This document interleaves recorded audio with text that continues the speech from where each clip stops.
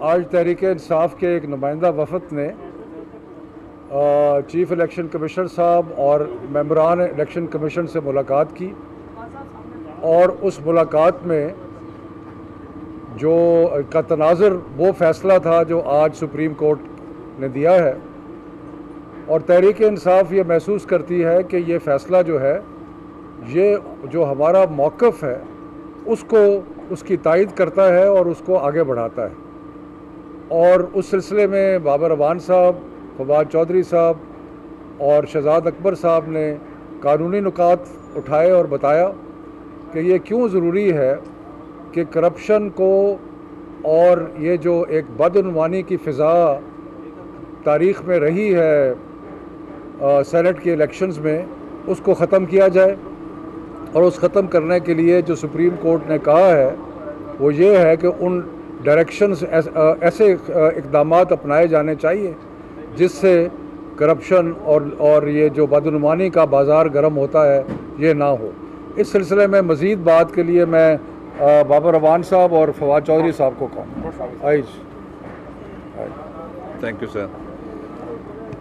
आज election commission of Pakistan के पास वो फ़ैसला जिसका शॉर्ट ऑर्डर जिसका ज़िक्र अभी चौधरी शौकत साहब कर रहे थे वो है, और उसके अंदर जो 3 पैरे हैं वो बड़े इम्पॉर्टेंट हैं। एक पैराग्राफ नंबर 3 है, एक 5वां पैरा है और एक 6ठा पैरा है। उनकी रोशनी में हमने जो पाकिस्तान तहरीक-ए-इंसाफ और हुकूमत पाकिस्तान का मौक़िफ़ है वो अर्ज़ किया है, और वो मौक़िफ़ 3 बातों पे मुश्तमिल है।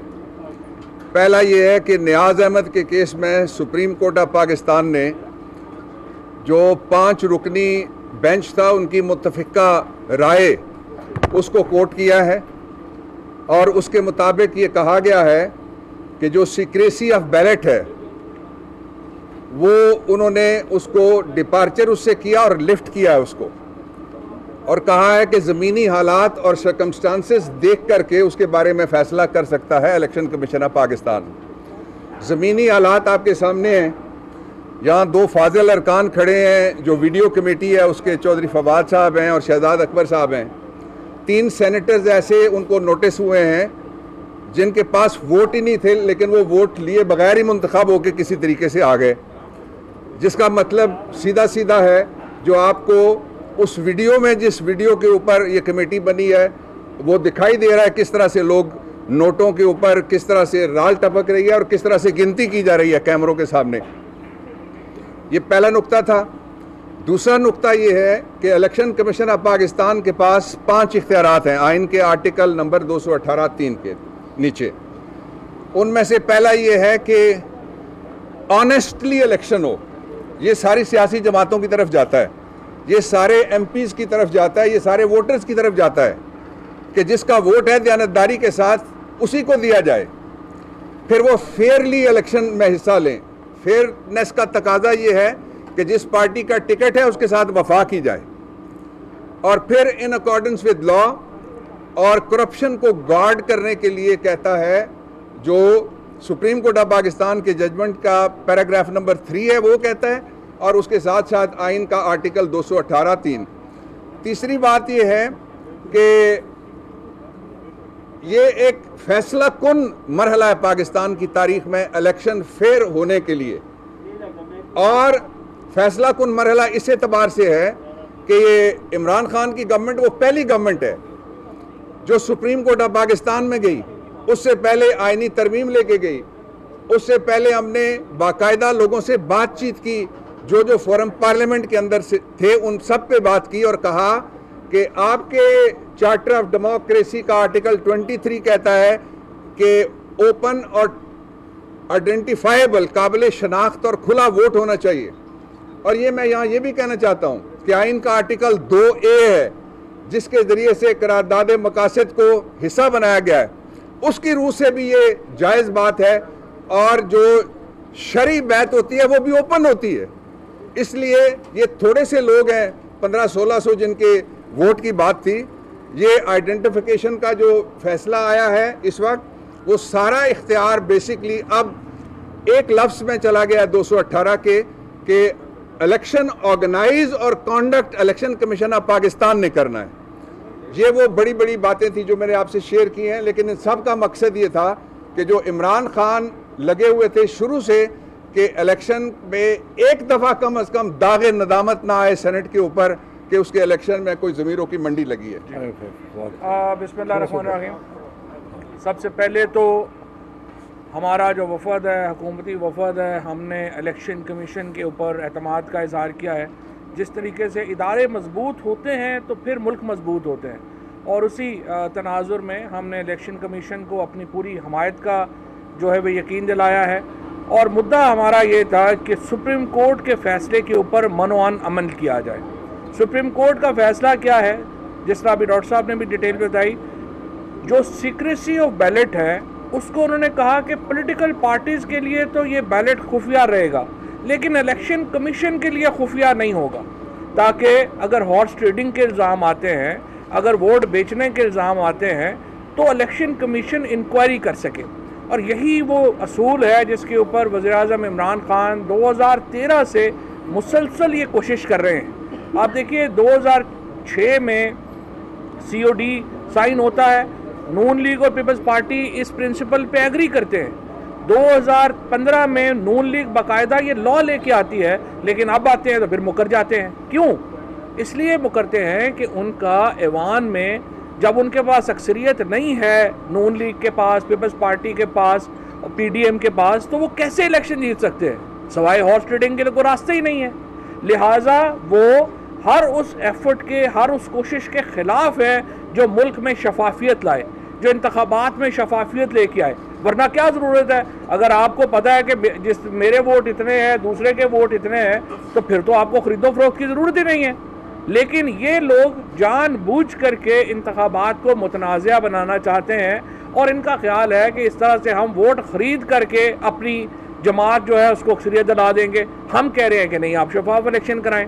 और इसी नुक्ते को इलेक्शन कमीशन के सामने हमने पूरे दलाइल के साथ पेश किया है। देखिए, तकरीबन 1700 के करीब टोटल बैलेट पेपर छापने हैं, क्योंकि पंजाब में तो इलेक्शन नहीं हो रहा, तो 372 का जो बड़ा बैलेट पेपर है वो तो निकल गया। बाकी आपने तकरीबन 1500 से 1700 बैलेट पेपर छापने हैं। हमने ये अर्ज़ किया है कि अगर आप टेक्नोलॉजी का अगर आप बात करें तो वो हमारे पास पूरी मौजूद है। पाकिस्तान में हम रोज़ाना करेंसी नोट छापते हैं। करेंसी नोट जो है वो बहुत ज़्यादा हाईली सिक्योर टेंडर है, वो आप छाप सकते हैं। तो 1500-1600 बैलेट पेपर छापना तो कोई प्रॉब्लम ही नहीं है। लिहाजा हमने गुजारिश ये की है इलेक्शन कमीशन को कि जो सुप्रीम कोर्ट का फैसला है, जो आपको एम्पावर्ड कर रहा है, उसको आप मनोआन उसके ऊपर अमल दरामद करें। इलेक्शन कमीशन जो है वो अपना इजलास उनका चल रहा था, उन्होंने मेहरबानी की, हमें भी दरमियान में जो है वक्त दे के हमें भी सुना। अब वो अपने इजलास में ये फैसला करेंगे। हतमी फैसला इलेक्शन कमीशन ने करना है, लेकिन सुप्रीम कोर्ट की एडवाइस जो है वो बड़ी वाज़ेह है। वो ये है कि वोट जो भी डालेगा वो आइडेंटिफाइबल होगा, उसको पता चलाया जा सकेगा कि उसने वोट किसको डाला है। और यही वो असूल है जिसके ऊपर वज़ीर-ए-आज़म इमरान खान ने और काबीना ने ये रेफरेंस सुप्रीम कोर्ट को भेजा था। इसी इस्लाह के लिए जो है हम आ जाए। मैं इसको एक मिनट मैं सिर्फ इसको समराइज़ करता हूँ कि जो कानून का मंशा है और वो क्लियर अंदाज में लिखा है कि इलेक्शन कमीशन का ये ड्यूटी है कि वो ऐसा इलेक्शन करवाए जिसमें बदउनवानी, करप्ट प्रैक्टिसेस ना हो, बदउनवानी ना हो। तो जैसे फवाद साहब ने कहा, हमें मुकम्मल एतमाद है इलेक्शन कमीशन पर, और हम समझते हैं कि वो इंतहाई हर तरीके से कोशिश करेंगे कि बदउनवानी ना हो। और उसमें जो सुप्रीम कोर्ट का आज फैसला आया है उससे एक रास्ता नज़र आया है कि किस तरीके से ये होगा। और वो रास्ता क्या है कि जो वोटर है, जब उसको ये पता लगेगा कि ये हो सकता है कल को मैं जो फैसला करता हूँ उसका इंकशाफ हो जाए, तो उसके बाद वो होशियार होगा और आइंदा ऐसी चीज़ नहीं करेगा। तो उसके लिए करने के लिए बहुत ज़रूरी है कि कोई तरीका दरियाफ्त किया जाए जो कि हमारे नज़र में बेहतरीन तरीका जो है वो बैलेट पेपर है, जिसके ऊपर कोई ऐसा बार कोड या ऐसी कोई चीज़ हो कि इलेक्शन कमीशन जब चाहे वो पता लगा सके कि किस शख्स ने कहाँ वोट दिया है। तो हमें उम्मीद है कि इंशाअल्लाह ये फैसला होगा और ये इंतहाई एक शफाफ इलेक्शन की तरफ प्राइम मिनिस्टर इमरान खान के विजन के मुताबिक हम बढ़ रहे हैं। सर, ये बताइएगा कि जस्टिस काजी फैज़ ईसा के बाद का दूसरा रेफरेंस जो है वो ज़मीन बोर्ड हो गया है। क्या हुकूमत मुआशी मैदान के साथ साथ कानूनी मैदान में भी शिकस्त खोता है? मेरे भाई आपको बात की समझ नहीं आ रही कि वो जो रेफरेंस था उसके अंदर बड़ा क्लियरली सुप्रीम कोर्ट ने ये कहा है कि ये इलेक्शन कमीशन का काम है कि वो कोई ऐसा तरीका दरियाफ्त करें जिससे करप्ट प्रैक्टिसेस या बदउनवानी ना हो सको, और यही तो हमारा तहरीक इंसाफ का मौक़िफ़ है। अच्छा सर, ये बताइएगा सर, जो सुप्रीम कोर्ट का फैसला है उसमें ये कहा गया है कि आर्टिकल 218 और 3 और 220 के तहत टेक्नोलॉजी का इस्तेमाल किया जाए। अभी फवाद चौधरी साहब ने भी बताया कि आप गए उनसे बात की। क्या पीटीआई ने बाज़ाब्ता तौर पर चीफ इलेक्शन कमीशन के सामने ये मुतालबा रखा है कि बैलेट पेपर में टेक्नोलॉजी, वज़ीर साइंस एंड टेक्नोलॉजी बताएंगे जी इसके बारे में? बिल्कुल आपकी बात सही है। हमने ये देखिए आइन के आर्टिकल 220 के तहत तमाम हुकूमत और इदारे इलेक्शन कमीशन से तावन करने के पाबंद हैं, और उसी आर्टिकल के तहत हमने इलेक्शन कमीशन को ये बताया है कि आपको जो भी टेक्नोलॉजी चाहिए वो अवेलेबल है और हम वो आपको मुहैया कर सकते हैं। जैसा मैंने अभी अर्ज़ किया कि हम तो रोज़ाना पाकिस्तान में करेंसी नोट छापता है स्टेट बैंक, उससे ज़्यादा सिक्योर डॉक्यूमेंट तो कोई और नहीं हो सकता टेंडर। तो हमारे पास सारी टेक्नोलॉजी अवेलेबल है, सिर्फ इलेक्शन कमीशन ने फैसला करना है, 2 घंटे में ये सारे बैलेट पेपर छप जाएंगे। अच्छा फवाद चौधरी साहब, इलेक्शन कमीशन के हवाले से जो फैसला आया है सुप्रीम कोर्ट का, क्योंकि वो फैसला हम सब ने पढ़ लिया है, आपने ही पढ़ लिया है, ये मुख्तसर शॉर्ट ऑर्डर है और तफसीली फैसला भी आना है, और उसमें कहीं भी ये नहीं लिखा शॉर्ट ऑर्डर में कि ट्रेसेबल बैलेट होंगे या नंबर शुमार होंगे या वो बैलेट का पता चल सके, ये कहीं नहीं लिखा। नहीं, तो नहीं। आपने बाबर रवान साहब आप बताएंगे इसके बारे में? जी पूरा सवाल दोहरा देता हूँ बाबर रवान साहब के लिए, क्योंकि ये मुख्तसर हुक्मनामा है, तफसीली फैसला अभी नहीं आया, तो आप नहीं समझते कि इस मुख्तसर हुक्मनामे में कहीं भी सुप्रीम कोर्ट ने नहीं कहा कि ट्रेसेबल बैलेट होंगे। तो इस इलेक्शन के लिए आप क्यों टेक्नोलॉजी लाना चाह रहे हैं, जबकि सुप्रीम कोर्ट ने भी ये नहीं कहा कि इसी इलेक्शन के लिए ये होगा, और ये इख्तियार इलेक्शन कमीशन को दे दिया है, जिसके वकील की आप लोग मुखालफत करते रहे हैं supreme court. Thank you very much for the question. सवाल का पहला हिस्सा ये है कि सुप्रीम कोर्ट ऑफ पाकिस्तान ने कहीं नहीं कहा कि ये इलेक्शन किस तरह से होगा। सुप्रीम कोर्ट ऑफ पाकिस्तान ने वाज़े तौर पे अपने 5 जजेस का एक पिछला फैसला 1967 का 455, if I am not forgetting the page, उसका हवाला दिया और उसमें ये कहा कि मारूजी हालात को देखते हुए सिक्रेसी को लिफ्ट किया जा सकता है। ये वाज़े तौर पे लिखा हुआ है। This is number 1। दूसरा हिस्सा इसका ये है कि हमने ये क्यों मुतालबा इलेक्शन कमीशन ऑफ पाकिस्तान के सामने रखा, वो इसलिए कि इलेक्शन कमीशन ऑफ पाकिस्तान को 3 पैराग्राफ के ज़रिए से सुप्रीम कोर्ट ऑफ पाकिस्तान ने ये कहा है कि वो टेक्नोलॉजी का इस्तेमाल करना चाहें तो वो करें, और वो सारे ज़राए जो इलेक्शन कमीशन ऑफ पाकिस्तान की दस्तरस में हैं और पूरी रियासत के सारे यूनिट्स, सूबे भी और मरकज़ भी इस बात का पाबंद है कि वो फेयर, फ्री, ट्रांसपेरेंट, ऑनेस्ट और in accordance with law corruption free election करवाए। इसलिए वो सारे ज़राए जो वफाक के पास हैं वज़ीर साइंस और टेक्नोलॉजी के ज़रिए से हमने उनके सामने रखे हैं कि जहाँ से भी आपको इमदाद चाहिए, ये इलेक्शन एक ऐसा हो जाए जिसके ऊपर कोई इल्ज़ाम ना आ सके। और दूसरा सबसे इम्पॉर्टेंट बात यह है कि ये हुकूमत के जो इस वक्त लोग यहाँ पे आए वो इस बात का इजहार है कि हम इदारों की आज़ादी और इदारों की और ज़्यादा ताकत पे बिलीव करते हैं, और हमने किसी और जगह बैठ के कोई बात नहीं की। सीधी वो जगह जिसको इलेक्शन कमीशन ऑफ पाकिस्तान को आइडेंटिफाई किया सुप्रीम कोर्ट ऑफ पाकिस्तान ने, उनके सामने ये मामला हमने रखा। एक मिनट आपने पूछ लिया, आपने पूछ जी।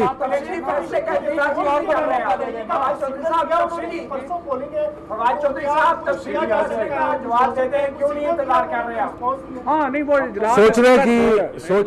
इजलास तो हो रहा है। सोचने की बात यह है कि जो जमातें एक शफाफ इलेक्शन की मुखालफत कर रही हैं, या जो उनके साथी या हवारी उसको बढ़ा चढ़ा रहे हैं, उनको इस चीज़ पे क्यों एतराज़ है कि इलेक्शन शफाफ ना हो? हम क्या कह रहे हैं? हम कह रहे हैं इलेक्शन शफाफ हो, और शफाफ इलेक्शन के लिए बहुत ज़रूरी है कि वो सारे इक़दाम कानून के मुताबिक और सुप्रीम कोर्ट के फैसले के मुताबिक इलेक्शन कमीशन करे, और इलेक्शन कमीशन उस पर गौर कर रहा है। मुझे इस बात की समझ नहीं आती कि जो कहते हैं कि नहीं इस दफ़ा हमने शफाफ इलेक्शन नहीं होने देना, ये कैसे मुमकिन है? Thank you. मेहरबानी। सुप्रीम कोर्ट का फैसला हमारे मौक़िफ़ की तायद है। वफाकी वज़रा और मामले ख़ुसूसी इस्लामाबाद में मीडिया से गुफ्तगू कर रहे थे। उन्होंने कहा कि चार्टर ऑफ डेमोक्रेसी में भी सेनेट इलेक्शन ओपन बैलेट से कराने का जिक्र है।